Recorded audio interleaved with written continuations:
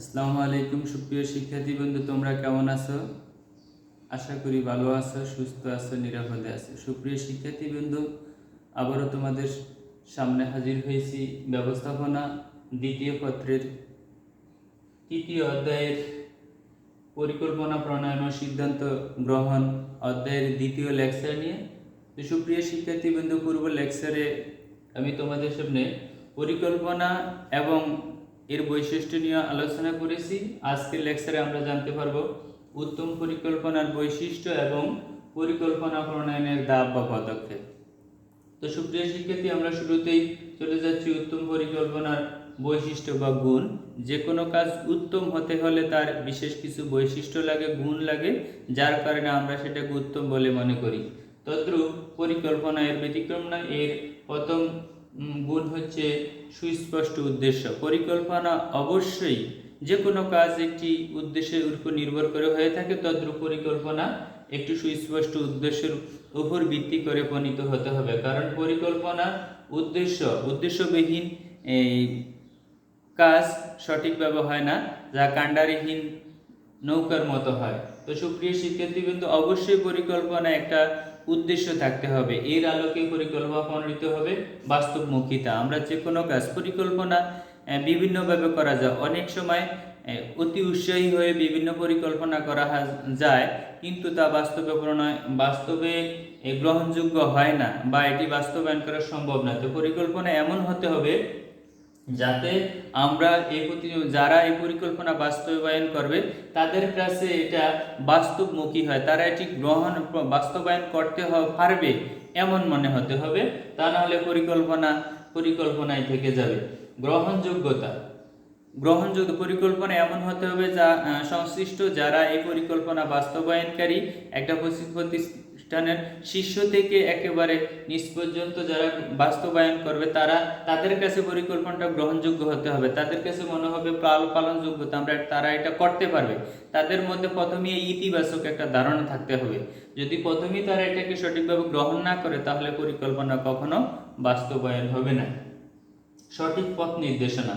পরিকল্পনাটা এমন হতে হবে যে এই পরিকল্পনার মধ্যেই একটা নির্দেশনা, শুরু থেকে শেষ পর্যন্ত কাজের একটা নির্দেশনা থাকাটাই মূলত পরিকল্পনার সঠিক পদ নির্দেশনা। পরিকল্পনায় এমন হতে হবে যাতে শুরু থেকে শেষ পর্যন্ত একটা নির্দেশনা থাকে।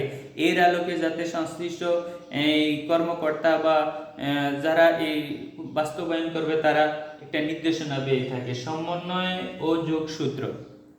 সমন্বয় বলতে মূল পরিকল্পনা বাস্তবায়নের জন্য পাশাপাশি একাধিক পরিকল্পনা গ্রহণ করতে হয়। এই সবগুলো পরিকল্পনার মধ্যে সমন্বয় করাটাই মূলত সমন্বয় ও যোগসূত্র।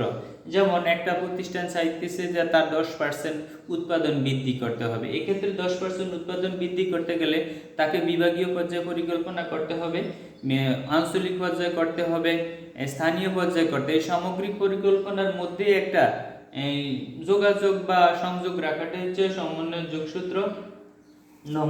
নমনীয়তা বলতে অবস্থার পরিপ্রেক্ষিতে সিদ্ধান্তের পরিবর্তন বা পরিকল্পনার পরিবর্তন হচ্ছে নমনীয়তা। আমরা যেই পরিকল্পনা যেহেতু ভবিষ্যতে করণীয় কাজের জন্য চিন্তার উপর ভিত্তি করে করা হয়, এটা সবসময় সঠিক হতে না, অবস্থা পরিবেশের কারণে ভিন্ন হতে পারে, অবস্থা পরিবর্তন হতে হবে। এই জন্য পরিকল্পনা এমনভাবে হতে হবে যাতে প্রয়োজনীয় এই সংশ্লিষ্ট অবস্থা থেকে ফিরে আসে নতুন কোনো পরিকল্পনা গ্রহণ করা যায় অতি দ্রুত সময়। এই হলো পরিকল্পনা নমনীয়তা। সুপ্রিয় শিক্ষার্থী বন্ধু, এই হলো মোটামুটি উত্তম পরিকল্পনার বৈশিষ্ট্য বা গুণ। এর পরবর্তীতে আমরা চলে যাচ্ছি পরিকল্পনা প্রণয়নের ধাপ বা পদক্ষেপ। একটা পরিকল্পনা প্রণয়ন করতে, পরিকল্পনা যেহেতু চিন্তন মনন প্রক্রিয়া, এটা হুট করেই করা যায় না। এর মধ্যে কিছুগুলো ধাপ বা পর্যায় বা পদক্ষেপ আছে। আমরা দেখতেছি পরিকল্পনার ক্ষেত্রে একটা সিঁড়ির মতো আছে। এখানে আমরা এই সিঁড়িটা লক্ষ্য করি। পরিকল্পনার প্রথমই কাজ হচ্ছে ভবিষ্যৎ মূল্যায়ন। ভবিষ্যৎ পরিকল্পনা হচ্ছে ভবিষ্যতে করণীয় কাজের অগ্রিম নকশা। সেহেতু প্রথমেই এটা ভবিষ্যৎ নিয়ে ভাবা হয়, যে ভবিষ্যৎ অবস্থার উপর নির্ভর করে প্রতিষ্ঠানের আভ্যন্তরীণ শক্তি এবং অসুবিধা এবং বাহ্যিক সুযোগ ও বাধা, এই দুইটি সমন্বয় মিলিয়ে যখন দেখা যায় যে না, এটা পজিটিভ হবে, এটা গ্রহণযোগ্য হবে, ভালো হবে, তখন এই একটা পরিকল্পনা গ্রহণ করা যায়। সংশ্লিষ্ট বিবেচনা করাটা হচ্ছে ভবিষ্যৎ মূল্যায়ন। এরপর হচ্ছে লক্ষ্য নির্ধারণ। আমরা প্রত্যেকটা কাজেরই একটি লক্ষ্য বা গোল থাকে বা উদ্দেশ্য থাকে। এই উদ্দেশ্যের আলোকেই আমরা সামগ্রিক কাজগুলো নির্ধারণ করা হয়। যেমন একজন স্টুডেন্ট যদি চায় A+ পেতে, তাহলে তাকে এর পাশাপাশি অনেকগুলো পরিকল্পনা সেট করতে চায় হতে হয় যে কীভাবে A+ পেতে হয়, যেহেতু তার যতগুলো সাবজেক্টের প্রত্যেকটার আলাদা আলাদা একটা পরিকল্পনা নির্ধারণ করে, তার লক্ষ্য হচ্ছে A+। এর জন্য এর মধ্যে এইরকম একটা লক্ষ্য নির্ধারণ করতে হবে প্রতিষ্ঠানের ক্ষেত্রে। বিকল্প স্থিরকরণ, একাধিক বিকল্প।